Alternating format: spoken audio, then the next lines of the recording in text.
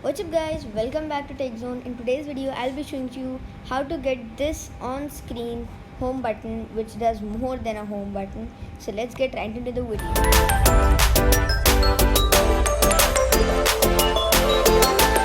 So for this video you should have an iOS device which is running iOS 13 or above or the latest iPad OS. So here I have my iPad.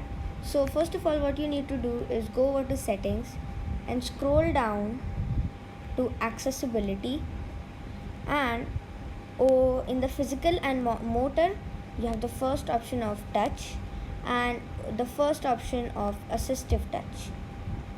So now if automatically it is off, so if you turn it on you have your on screen home button. So that's it for today's video. Please like, share, comment and subscribe to my channel for more tech related videos. Bye bye.